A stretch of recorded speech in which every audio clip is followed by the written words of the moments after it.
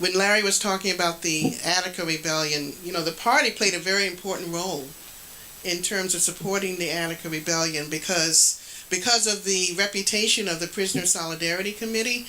Um, we were asked to come and help mediate. The prisoners asked the PSC to send a representative, which was Tom Soto at the time, to come and represent, the demands of the prisoners, for the outside world. And it was people like Tom Wicker from the New York Times, and I think Kunstler was there. William Kunstler, famous lawyer, was there, and Tom and so forth. And we have this documented in our paper. And I think it would be really important for us to study the Attica Rebellion because, it was such a political rebellion. I mean, the demands, some of which Malik, talked about in terms of the current,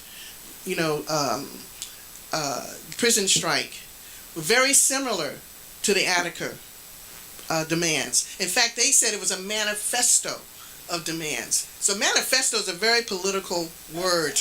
Like the Communist Manifesto, these were political consciously. Of course, we say that all prisoners are political because they're victimized by the system politically and socially. But these prisoners were so political because it was such a political time. And they were black, they were brown and white. They were a coalition. They were like the Rainbow Coalition in the prison. And that scared the hell out of, Rockefeller, who was the governor at the time. They sent in, they took these guards, hostage.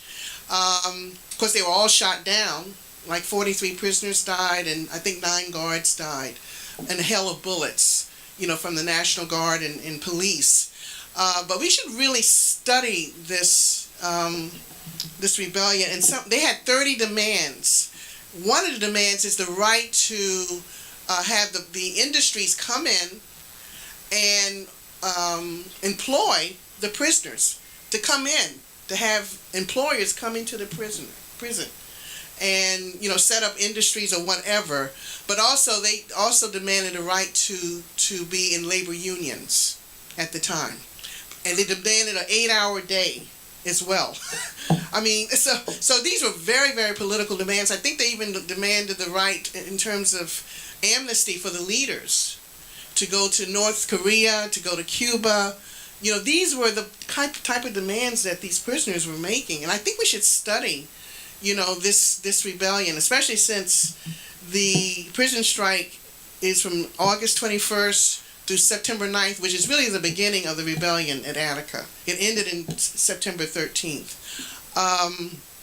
So anyway, I think that's really important for us to study. In about 3 years, it's going to be the 50th anniversary of the Attica Rebellion, which, anyway.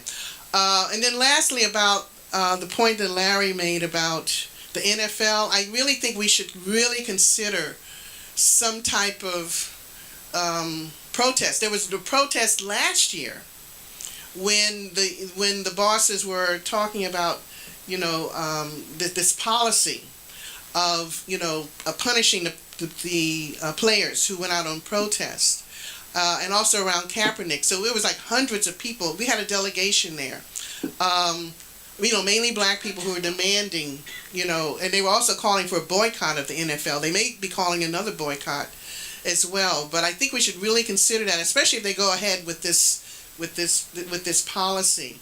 I think that type of solidarity will be very important. I just want to just close with this, that there's another football player who we should acknowledge, and that's Eric Reed. Eric Reed was a teammate of Kaepernick, and he went out, he protested every week along with Kaepernick. Now he doesn't have a job.